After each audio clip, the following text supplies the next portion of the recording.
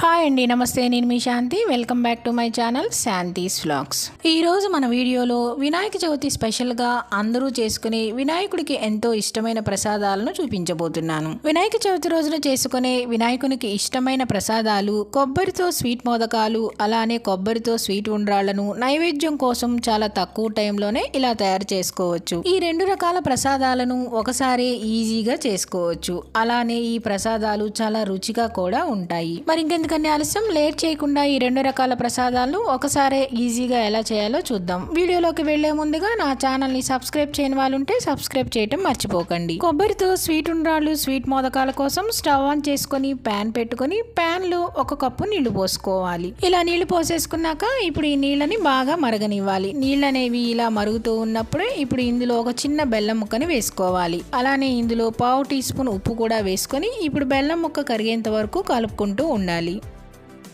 బెల్లం ముక్కంతా కరిగిన తర్వాత ఇప్పుడు ఇందులో మనం ఏ కప్పుతోనైతే నీళ్లు పోసుకున్నామో ఇప్పుడు అదే కప్పుతో 1 కప్పు పొడి బియ్యం పిండి వేసుకోవాలి. బియ్యం పిండి వేసేసుకొని ఇప్పుడు ఈ వాటర్లో బియ్యం పిండి అంతా బాగా కలిసేలాగా దగ్గరగా వచ్చేంత వరకు కలుపుకుంటూ ఉండాలి. మంటని మీడియం ఫ్లేమ్లోనే పెట్టుకొని ఈ పిండి అంతా ఈ వాటర్లో బాగా కలిసి ముద్దగా అయ్యేంత వరకు కలుపుకోవాలి. ప్యాన్కి అంటుకోకుండా ఇలా పిండి అంతా దగ్గరగా వచ్చేసిన తర్వాత ఇప్పుడు స్టవ్ ఆఫ్ చేసేసుకొని మూత పెట్టేసి దీన్ని పక్కన పెట్టుకొని చల్లారి పెట్టుకోవాలి.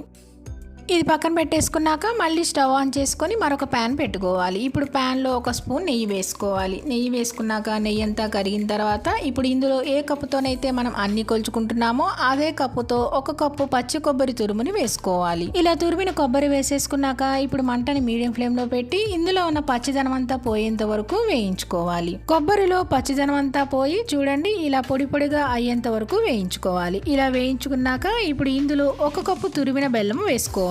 బెల్లం వేసేసుకున్నాక ఇప్పుడు ఈ బెల్లం అంతా కరిగి మన కొబ్బరిలో కలిసేంత వరకు కలుపుకుంటూ ఉండాలి. బెల్లం కొంచెం కరిగి దగ్గరగా వచ్చిన తర్వాత ఇప్పుడు ఇందులో ప్యాన్ కి అంటుకోకుండా 1 స్పూన్ నెయ్యి వేసుకొని బెల్లం అంతా కరిగేంత వరకు కలుపుకుంటూ ఉండాలి. ఇలా నెయ్యి వేసుకోవటం వల్ల మనకి కొబ్బరి బెల్లం అనేది ప్యాన్ కి అంటుకోకుండా ఉంటుంది. బెల్లం అంతా ఇలా కరిగిన తర్వాత చూడండి మనకి కొంచెం పలచగా అయింది కదా. ఇప్పుడు ఇందులోనే 1 స్పూన్ యాలకుల పొడి, అలానే 1 చిటికెడు రెడ్ కలర్ ఫుడ్ కలర్ వేసుకోవాలి. మీ దగ్గర ఏ ఫుడ్ కలర్ వేసుకున్నా పర్వాలేదు. ఫుడ్ కలర్ ని ఇలా డైరెక్ట్ గా అయినా వేసుకోవచ్చు, లేదంటే కొద్దిగా నీళ్ళలో కలుపుకొనైనా వేసుకోవచ్చు. ఇప్పుడు కలర్ వేసుకున్నాక ఈ కలర్ అంతా కలిసిపోయి మనకు వేసుకున్న బెల్లం కొబ్బరి అంతా బాగా దగ్గరగా వచ్చేంత వరకు ఈ స్వీట్ ని కలుపుకుంటూ ఉండాలి. ఇప్పుడు కొబ్బరి స్వీట్ అంతా దగ్గరగా వచ్చింది కదండి. చూడండి ఇలా దగ్గరగా గట్టిగా వచ్చిన తర్వాత స్టవ్ ఆఫ్ చేసేసుకొని దీన్ని పక్కన పెట్టేసుకోవాలి.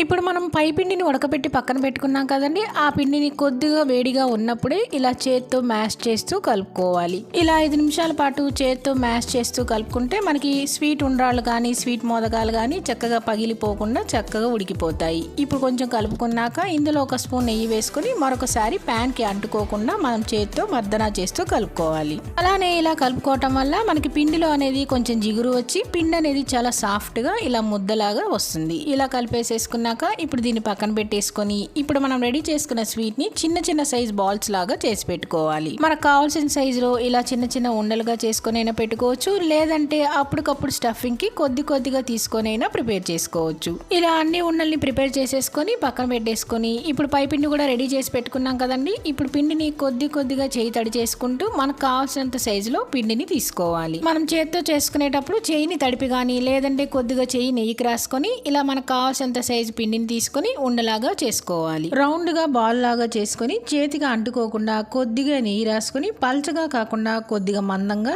ఈ విధంగా స్ప్రెడ్ చేసుకోవాలి. స్టఫింగ్ కి మనకు కావాల్సిన విధంగా చేసుకోవాలి. ఇలా కొంచెం మందంగా ప్రెస్ చేసుకున్నాక మధ్యలో కొబ్బరి స్వీట్ ఉండని పెట్టి పైపిండి ఈ విధంగా క్లోజ్ చేసుకోవాలి.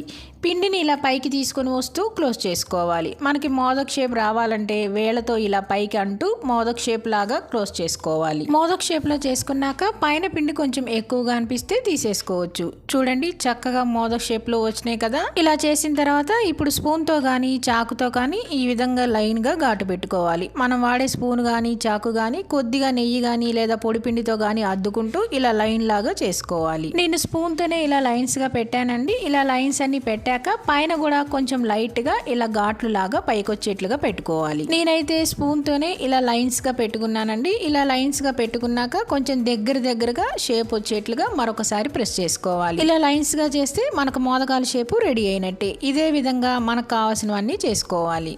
ఇప్పుడు మనం స్వీట్ ఉండ్రాల కోసం కొద్దిగా పిండిని తీసుకొని రౌండ్గా బాల్ లాగా చేసుకొని చేతికి అంటుకోకుండా కొద్దిగా నెయ్యి రాసుకొని పలుచగా కాకుండా కొద్దిగా మందంగా ఈ విధంగా స్ప్రెడ్ చేసుకోవాలి. స్టఫింగ్కి కావాల్సిన విధంగా ప్రెస్ చేసుకున్నాక దీంట్లో ఇప్పుడు మనం తయారు చేసుకున్న కొబ్బరి స్వీట్ ఉండని పెట్టి ఈ కొబ్బరి స్వీట్ని పై పిండితో చక్కగా క్లోజ్ చేసుకోవాలి. ఇలా కొంచెం కొంచెం పైకి ప్రెస్ చేస్తూ బాల్ లాగా రౌండ్ షేప్ లాగా చేసుకోవాలి. ఇదే విధంగా అన్ని స్వీట్ ఉండ్రాలని చేసుకోవాలి. ఇప్పుడు మోదకాలు స్వీట్ ఉండ్రాలు రెడీ అయిపోయినాయి కదండి. ఇప్పుడు వీటిని ఆవిరితో ఉడికించుకోవాలి. స్టవ్ ఆన్ చేసుకొని ఇడ్లీ పాత్ర పెట్టుకుని ఇడ్లీ పాత్రలో తగినన్ని నీళ్లు పోసుకొని ఇప్పుడు ఈ ప్లేట్లో మనం రెడీ చేసి పెట్టుకున్న స్వీట్ ఉండ్రాళ్ళు మోదకాలు పెట్టాలి. ఇలా ఇడ్లీ స్టాండ్ లో కాకుండా ఒక గిన్నె తీసుకుని గిన్నెలో నీళ్లు పోసేసి పైన చిల్లుల ప్లేట్ లాంటిది పెట్టేసుకొని ఆ పైన ఈ మోదకాలు స్వీట్ ఉండ్రాళ్ళు పెట్టేసేసుకొని ఆవిరి మీదైనా మూత పెట్టి ఉడికించుకోవచ్చు. లేదంటే ఇలా డైరెక్ట్ గా ఇడ్లీ పాత్రలో అయినా పెట్టేసి ఉడికించుకోవచ్చు. ఇప్పుడు దీని మీద మూత పెట్టి ఒక్క 10 నిమిషాల పాటు మంటని మీడియం ఫ్లేమ్ లో పెట్టి ఉడికించుకోవాలి.